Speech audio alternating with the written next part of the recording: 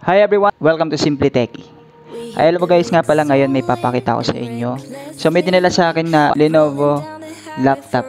Hindi ko alam kung anong exact model nito, mamaya check natin. No? Pero ang kanyang specs is Windows 8.1 Pro ang kanyang operating system running. Pero hindi siya activated. Mapapansin nyo naman sa screen. No? And then, ang processor nito is Intel Celeron CPU 1005M at 1.90 GHz. Yun. And installed RAM niya is 2GB. System type nito is 64-bit operating system. So, ang problema ng laptop na to guys is medyo nababagalan na yung may-ari. At that's pretty annoying pag mayroon kang gadget. Especially now 2020 na mabibigat ang mga applications is talagang nakakainis pag mayroon kang laptop na mabagal. So ngayon check natin dahil ito ay medyo luma na talagang laptop, no? Medyo may pagkaluma na siya. At titingnan natin kung ano yung pwede nating i-upgrade, baguhin, ayusin sa laptop na to para kahit papano ay ma-increase yung performance niya. At least magamit natin siya ng decente sa mga bagong application. Usually gagamitin kasi ito for homeschooling. Diba? Ngayon talagang in demand yung mga laptop na kagaya nito kahit sabihin na nating luma at hindi natin kaya mag-afford ng mga bagong laptop ngayon. May mga paraan naman para mapabilis natin to kahit papano yung mga old laptops natin. So kung meron kayong mga lumang laptop kagaya nito, running Pentium, running Celeron, hindi ko sasabihin sa inyo na itapon nyo na yan guys, no? So dahil may mga ways pa naman para magamit natin yan. At ngayon kailangan natin maging resourceful kasi nasa panahon nga tayo ng crisis, no? So, kung ano yung magagawa nating paraan para mapabilis, yun ang gagawin natin. So, let's start reviving or restoring this laptop after this intro.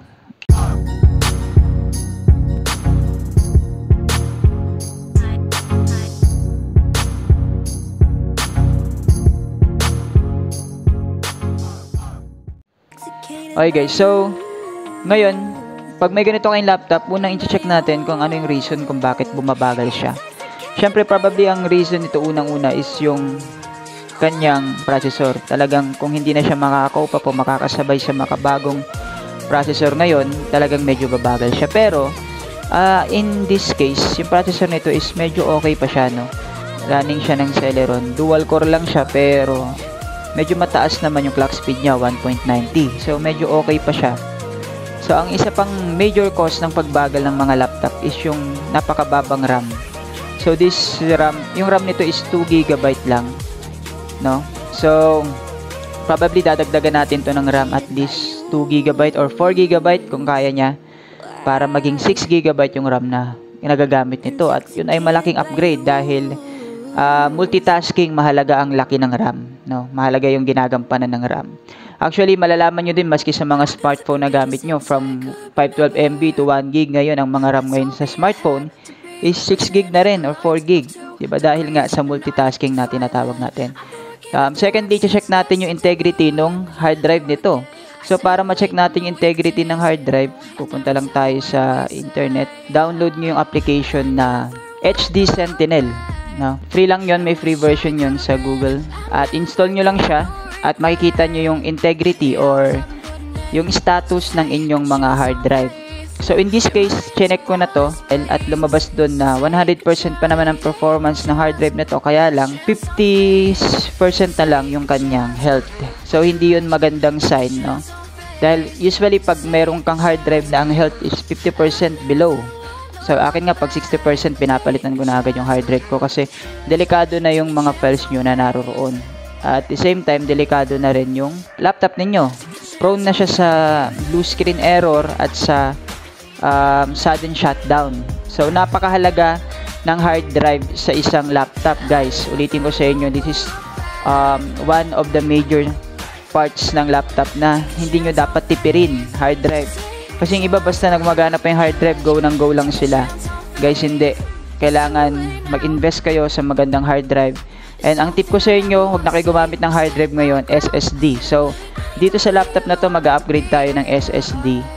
So, from 500GB na hard drive, papalit tayo ng solid state drive na 120GB, which is sufficient na siguro dahil gagamitin lang naman to para sa mga online schooling, di ba? So, mag-install lang naman tayo ng mga ilang apps dito like Microsoft Office, yung kanyang OS, kasyang-kasya na yung 120 gig. Hindi naman to gagamitin for gaming, no? Dahil hindi naman to built for gaming. This is only for online schooling. So, mahalaga yung SSD. Dahil ang SSD, una, solid state siya, walang disk na umiikot. Safe ka kahit balik-balik ta rin yung laptop mo, hindi basta-basta masisira yung hard drive o yung SSD. Secondly, mabilis ang boot time ng SSD dahil wala nga siyang disk na umiikot. Kahit makailang on-off ka, safe ka, at hindi ganun-ganun kabilis ma-degrade yung ating solid state drive. Kaya, best option talaga solid state drive, lalo na ngayong 2020, bibihira na lang ang gumagamit ng hard drive ngayon. Guys, sabi ko sa inyo. So, gagawin ko, lalagyan ko siya ng solid state drive. Bibili tayo ng bagong 120 gig. Papalitan natin yung naka-install dito na hard drive. So, ganun. So, yun na magiging upgrade natin. Magdadagdag tayo ng RAM, 4 gig. Bibili tayo ng bagong SSD. Papalit tayo ng SSD. Ano pa? I-check natin yung loob nito kasi may mga parts dito na hindi na gumagana. So, makikita nyo yung W, hindi siya gumagana. Pero ibang keys, okay naman siya. So, samahan nyo ako sa pagre-restore ng laptop na to. I-document ko to from the beginning up to the end hanggang sa pag-i-install ng mga drivers, ng mga applications. As in, doon sa point na gagamitin mo na lang yung laptop at wala ka nang poproblemahin. I-upgrade ko na rin to sa Windows 10 kasi ito ay running Windows 8.1. So, upgrade na natin siya ng Windows 10. I-shutdown ko muna tong unit. Pag na-shutdown na natin, tatanggalin ko na yung battery. Ay guys, yung pagbubukas ng mga laptop depende sa model, no? Kung hindi kayo sigurado, search nyo muna sa internet, wag nyong bara-barahin ang pagbubukas. So, marami ako naayos na laptop dito na binara-bara ang pagbubukas. Ang nangyari, karoon ng mga crack. Nasisira yung housing kasi nga hinuhulaan yung pagbubukas. So, hindi man masamang mag-search sa Google, sa YouTube, no? Search nyo muna sa Google, sa YouTube kung hindi nyo talaga alam.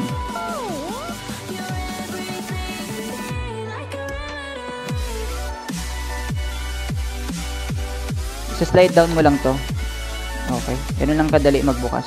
So, makikita nyo napakadumi ng pinaka cover niya, no? Parang napapasok siya ng tubig kasi may umido siya ng may water stain siya. At maski tong mismong laptop natin ay may mga water stain. Yan, may mga water stain siya. At meron tayong naka-install na single RAM dito na 2 GB DDR3. Now, pag bibili kayo ng RAM, make sure to check the part number. May mga part number naman yan pag tinanggal nyo yung RAM. So, open nyo lang to.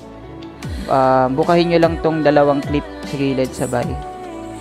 At magpa-pop up naman yung RAM ng kusa. And then, saka nyo hilain dahan-dahan.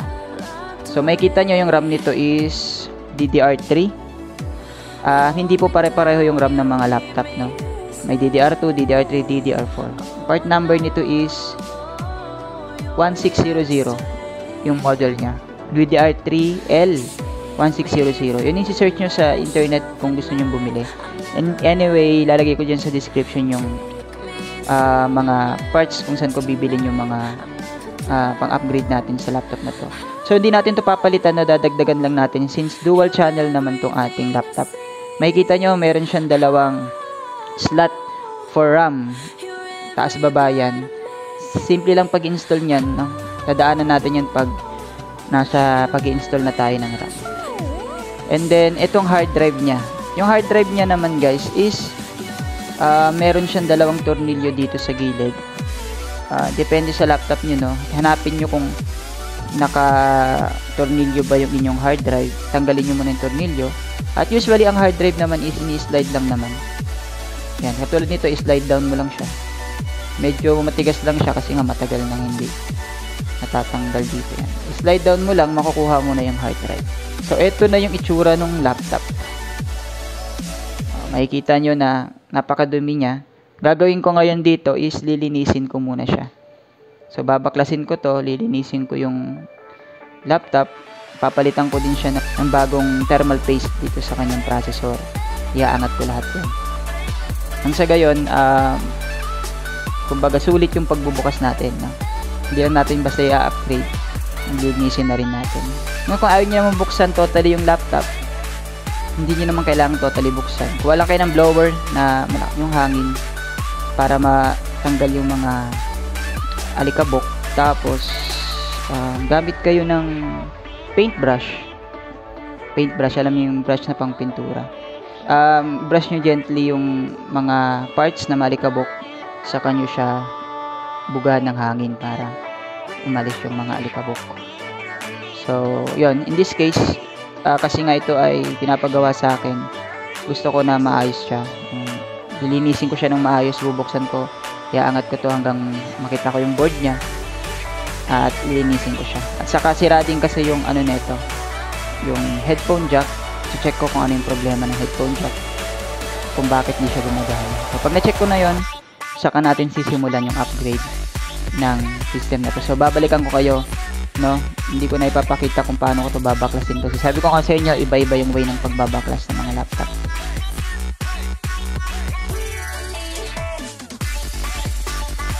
Okay guys, so eto na. Pagkatapos nga pala malinis yung laptop na to, itong Lenovo G400.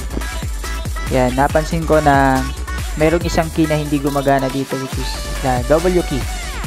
So, I ordered a replacement keyboard for this one. Hindi siya yung original pero okay na din. Mayroon na siyang hanapan ng original parts. At least, may the purpose na deserve na magagawa niya yung purpose niya. Okay lang yan. After natin malinis yung laptop na to, check nga pala natin kung anong specs ng laptop na to. Okay guys, check natin yung specs ng laptop na to using Nova button ng Lenovo. Punta tayo sa BIOS. So makikita nyo dito yung model Lenovo G400, BIOS version, serial number, board number. CPU is Intel ARM Celeron 1.90 GHz. System memory is 2 GB and 2048 MB. So, yun yung specs niya guys. Medyo mababa talaga siya, no? And then, magre-reboot tayo ngayon sa system. Tingnan natin kung gaano katagal mag-reboot sa system. Yeah.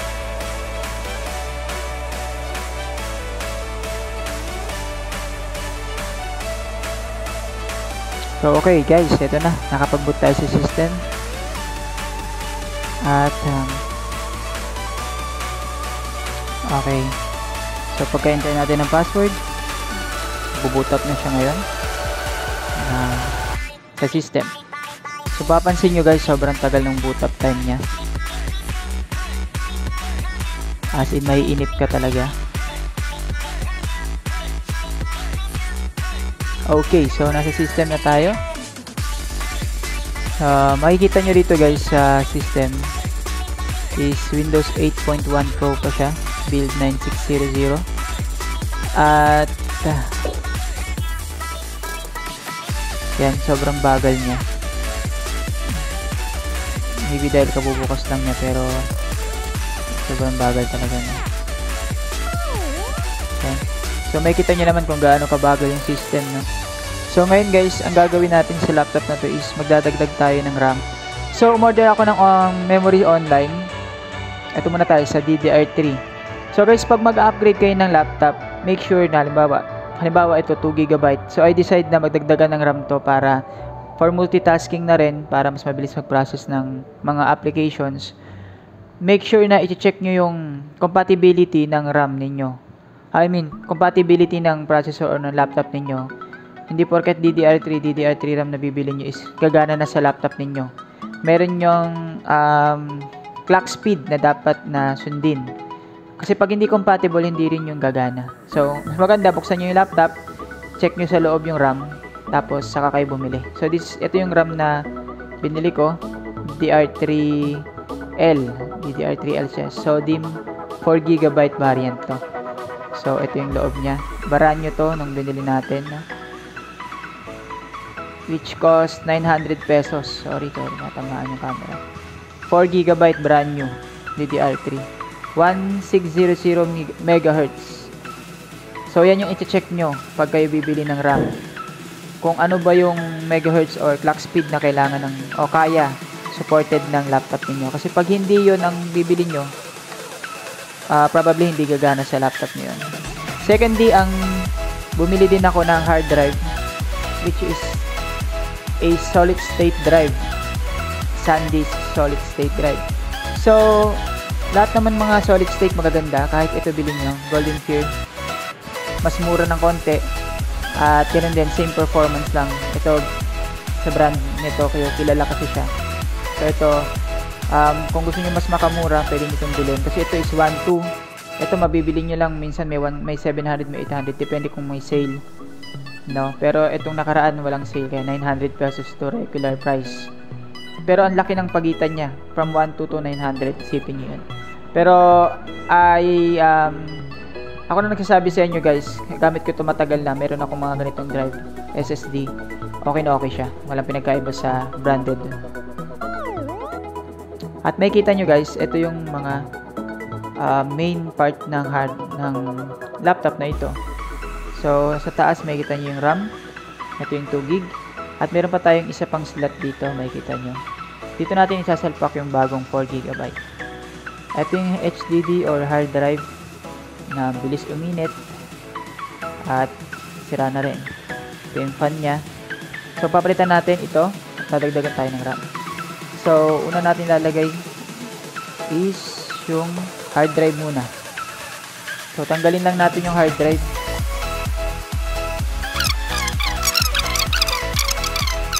So ito yung hard drive nya.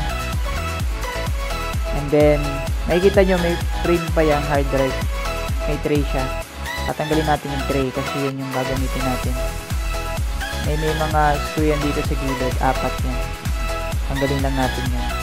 Kasi yun ang gagamitin natin sa pagpapalit ng hard drive. Okay, pag natanggal nyo na yung bracket sa SSD, sa SSD is hard drive, tanggalin lang natin to. At ipapalit na natin yung bagong SSD. So, tingnan yung orientation, kailangan pareho. So, kung nakaganto siya rito, dapat yun din yung papalit nating SSD or hard drive. Depende sa inyo. So, kagandahan sa SSD guys, una, hindi mabilis uminit kagaya ng hard drive. Walang umiikot na parts, walang moving parts. Ang SSD is 30 times faster than normal hard drive like this. So, isa pa, napakagaan niya. So, yung laptop nyong mabigat, kahit pa paano gagaan dahil mapapalitan ng SSD. Okay? So, ngayon ay nalagay na natin. Babalik na natin siya. So, ang paglagay nito is, dito sa laptop na to is pahiga. And then, push lang natin para pumasok yung kanyang pin doon sa socket. So, yan, nakalapat na siya. Okay naman ang pagkakalapat niya. Sunod nating install is yung ating RAM. So, ito ay brand new RAM din.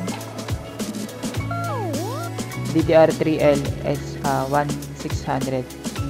DDR3L 1600. So, compatible sila. So, itong 2 gig ilalagay ko sa baba. So, sa pag-install ng RAM, hanapin nyo lang yung pagitan ng sangipin dito sa itutugma nyo lang dito sa socket. Pag itutusok nyo siya, medyo paslant muna, medyo pataas, ganyan. So, malalaman nyo lapat yan pag di nyo na makita halos yung ngipin. Saka nyo siya ipupush pababa. Pag narinig nyo mag-snap, ibig sabihin nakalock na yun. So, ganito lang magiging itsura nya. So, 4 gig at 2 gig, 6 gig. So, pag na-install na natin lahat, tatakpan na natin siya.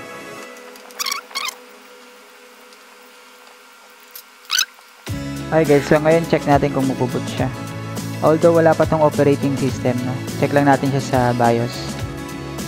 BIOS setup. So makikita nyo, kailangan kita. Okay. Andito na yung SSD natin, binasa na siya. 120 gig. CD-ROM din. So ang next step na gagawin natin ngayon is mag-install tayo ng operating system. Operating system naman ang install natin. So I will install Windows 10.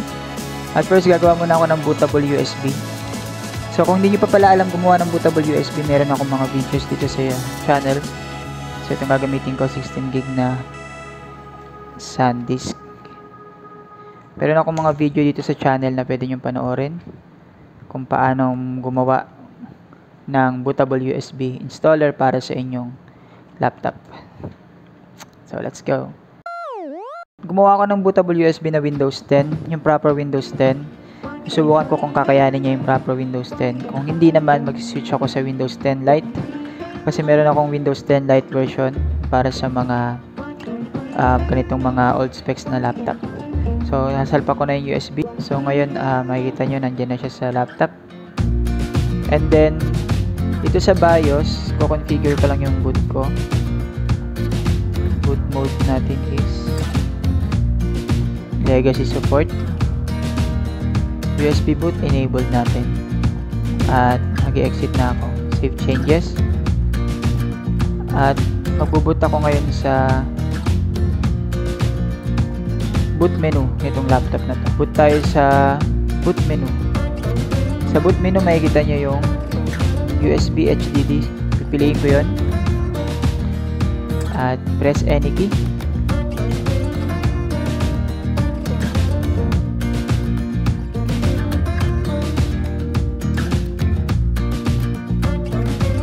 Okay guys, so yan na. Finishing up na. Kaya niresume ko na.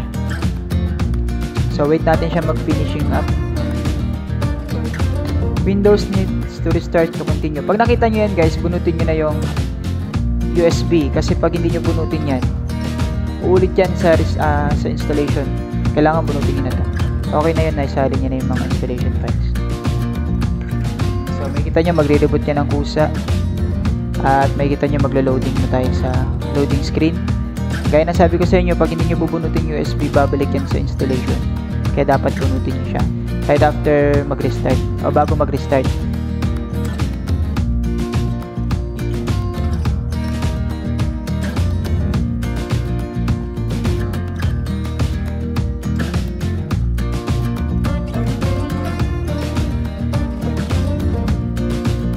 Okay guys, so nag-reboot na siya. Medyo matagal din yung reboot niya sa umpisa. I mean sa setup pala, sorry. Nakikita nyo yung installed RAM natin is 6 GB na. Try natin. 6 GB na yung RAM natin. 64 base operating system. At ito ay Windows 10 Pro version 1909. 1909. Okay. So, kompleto ang features ng Windows 10 na to. At surprisingly, pati mga drivers niya nakasetup na rin. At Wi-Fi drivers niya, sound drivers nakasetup na rin. Ang kagandahan sa Windows 10 guys, pag nag-install kayo ng Windows 10, hindi ka na masyadong mahirapan sa drivers. Maliban na lang kung talagang wala siya. Okay guys, so far naman, snappy naman yung ating laptop. Ayan, snappy siya. Okay, so install natin yung Google Chrome. So pag stable na tong Windows 10 na to guys, hindi na ako magsiswitch sa Windows 10 Lite. Kasi probably mas maganda talaga tong features ng Windows 10 na to dahil kompleto siya. Sa Windows 10 Lite kasi magaan siya, kaya lang maraming features na tinanggal. Ay, yung iba essentials para mapagana mo yung mga bagong app ngayon 2020.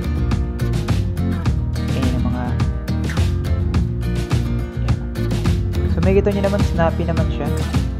Kahit sabihin mo yung mga na-open na tab. Thanks to the 6 GB of RAM. So tingnan natin sa Task Manager kung gaano kalaki yung nakakain natin.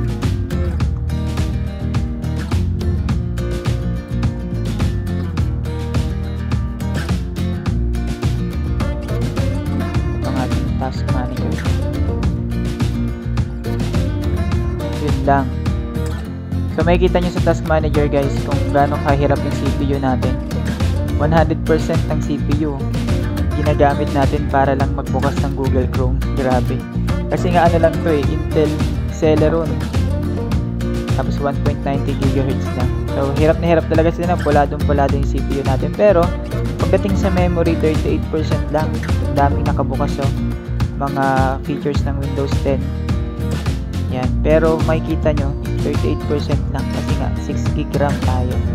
So napakalaking tulong talaga ng mataas na RAM. Kung mapapartneran pa to ng magandang CPU, panalong panalo. Pero okay lang, at least nagagamit natin siya ng maayos. So try natin sa Chrome. Okay guys, so makikita nyo naka Google Meet tayo.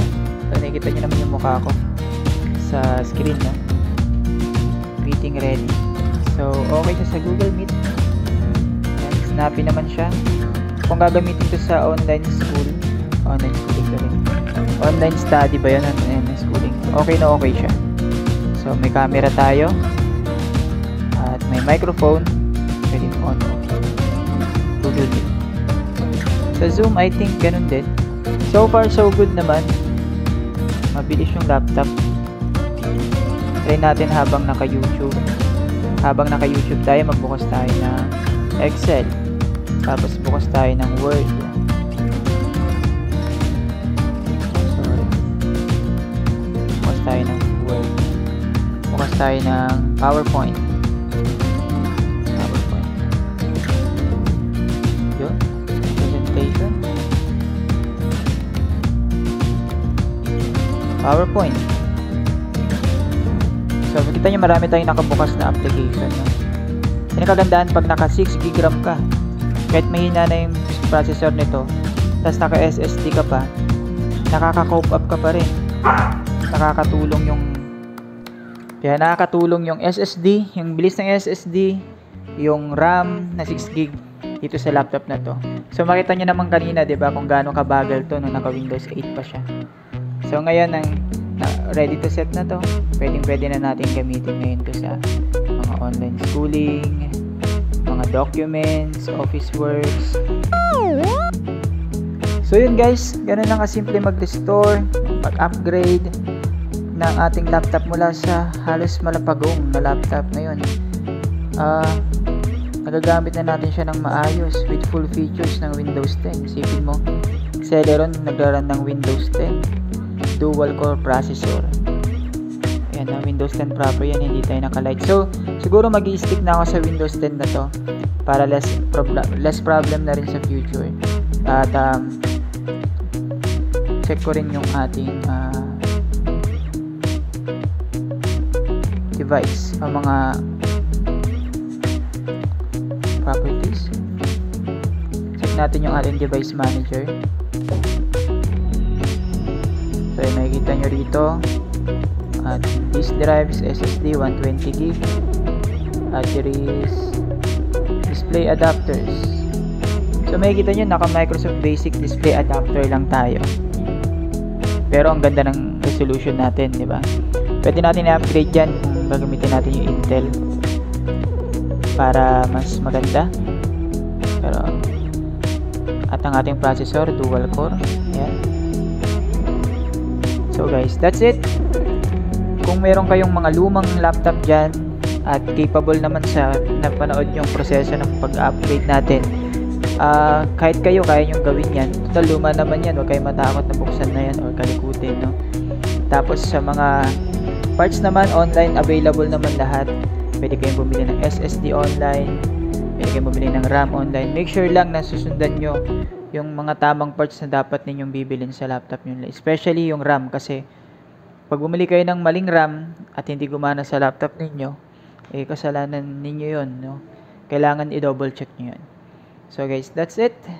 Thanks for watching this video. Anyway guys, kung mabot kayo sa point na to na nakapag-install kayo ng Windows 10 at kailangan nyo ng activation, may mga videos ako dito sa channel ko. Pwede nyo panoorin yon, sundan nyo lang. Gayun din, meron din akong video para sa mga Microsoft Office kung paano nyo ito i-activate. At sa iba pang mga troubleshooting about sa pag-install ng Windows. So that's it for our video. Sana nagustuhan nyo. Thanks for watching and God bless everyone.